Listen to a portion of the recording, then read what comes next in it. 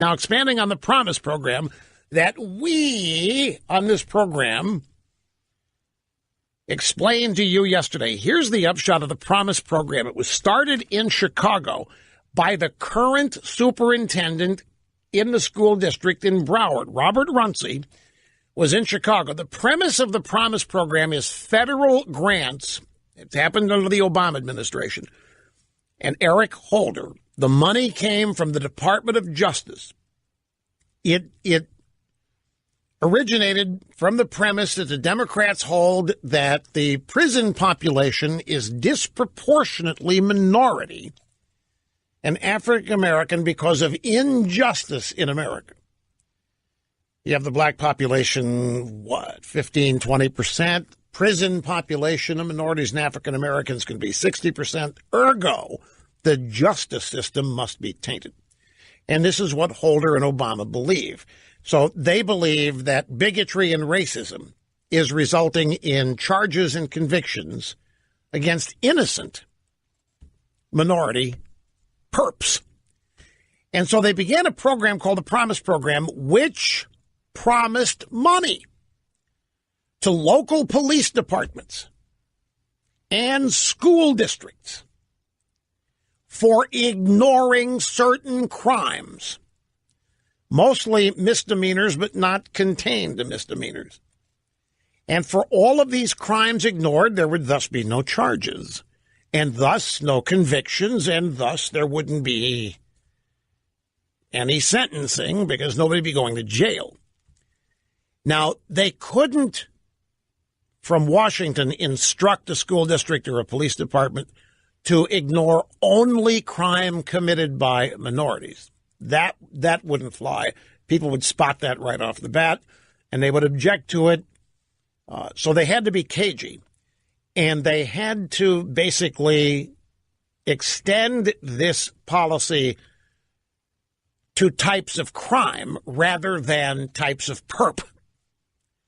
And so various misdemeanors and some crimes that are above misdemeanor but not full-fledged Class A felonies were ignored by everybody committing them. And the reward for behaving was federal money. So the incentive to ignore crime was monetized by a program called a Promise Program, instituted by Obama and Holder, under the premise that American prison populations were unfairly and unjustly African American and minority.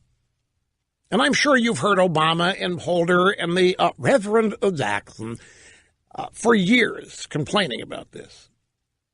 And always at the root of the complaint is that it's injustice, that innocent people are being charged simply because our justice system is racist. But Obama was famous for programs like this. He would these consent decrees on police departments basically take over and implement federal policies. There would be payments involved if the local police department looked the other way. Obama spread walking around money out like no president ever has before him. Well, now that this program was announced yesterday, it's becoming even more widely reported on and known now. And Breitbart has a story, Broward County likely inspiration for Obama's school discipline policy to report fewer arrests and suspensions. Even though the program began in Chicago with Robert Runcie, who is the current superintendent in Broward County, he was transferred or was hired away by Broward after the Promise program showed such great results in the Chicagoland area. The Broward County School District's adoption of a school discipline policy praised by Obama for seeking to reduce the reported number of school suspensions and expulsions and arrests may have played a role in the fact that Nicholas Cruz remained under the radar until his shooting rampage in Parkland, Florida.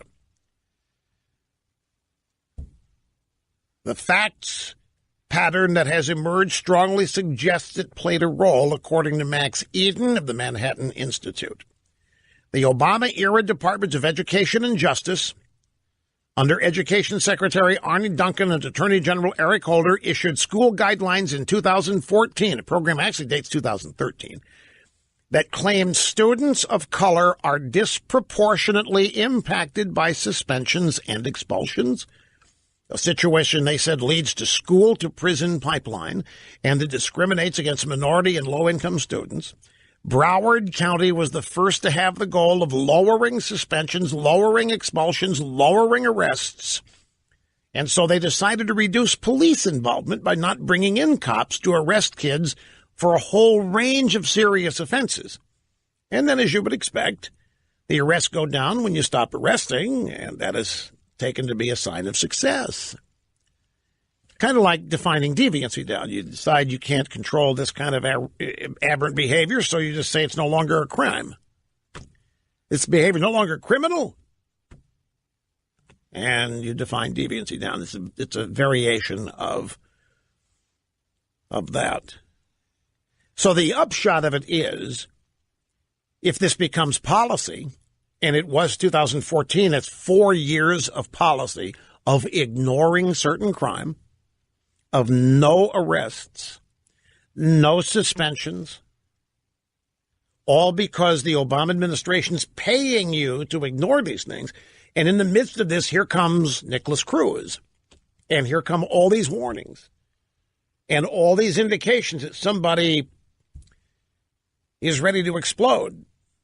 But you're in the midst of a 4-year plan of ignoring actual criminal behavior, and this hadn't even reached that yet. This guy was just a warning sign. But the real thing, then the act happens, then Cruz starts shooting, and now cops don't go in and pursue him. Could it be that the real reason the cops didn't go pursue is because they're under orders to ignore certain kinds of crime in exchange for money coming to the school district? Now, they're not under orders to ignore murder. That was never part of this. They were not under orders to ignore people being shot. That was never part of the Promise program. But at the time the shooting begins, nobody knows really what the outcome is in there. But the conditioning has been to ignore crime, don't make arrests, don't do suspensions. And people are beginning to look at this as maybe having a bit of a factor, maybe being somewhat of a factor. But the whole program's stupid. The premise of the program is stupid. The belief that our criminal justice system is so biased and so racist that scores and scores of innocent people are in jail simply because of their race. Well, yeah, Obama and Holder would love you to believe that. And the Reverend Jackson and the community organizing groups of the left would love you to believe that. They want people to think America is that unjust and immoral.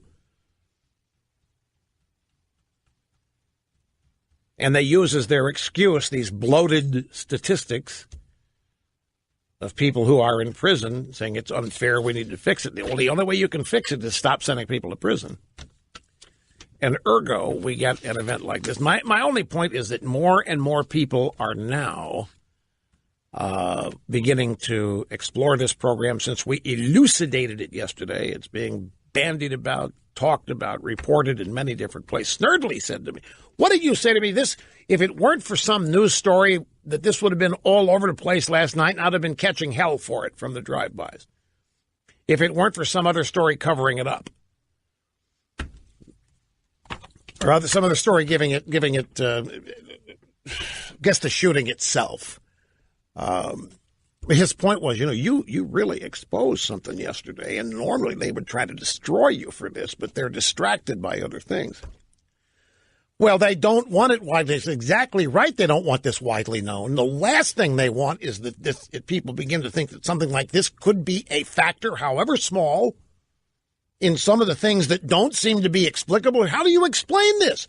45 different tips and warnings. 4 officers not going in to try to catch the perp in the middle of the act. How do you explain any of this? Well, you can't. Not rationally, so you ignore it. And you shift blame to the gun and the NRA and all of that. David Clark, the sheriff of Milwaukee, has a piece, Breitbart, Democrats have screwed this country up with failed liberal urban policies. He blames crippling poverty, the cycle of poverty, the myth of mass incarceration of black males, on the Democrats and their failed liberal urban policies, which he says have screwed this country up and are. He was, this is from a panel at CPAC, Breaking Bad, What It Takes to Rise Above Circumstances. And, you know, the reason the headline struck me, Democrats have screwed this country up with failed liberal urban policies. Now, this whole article, which is a rehashing of the seminar at CPAC, is just one truth after another. And the reason it struck me is because here's somebody actually fearlessly placing the blame where it really belongs and pointing out what needs to happen. These people need to be defeated, not met with and not accommodated and not compromised with. They have to be defeated. The things they are doing are too destructive to the culture at large. And this episode is one of the greatest illustrations of what happens when these people end up prevailing. Because everything that doesn't make sense here, everything that just looks cockeyed is a result of some liberal policy or thinking in plain motion. We'll be back. Don't go away.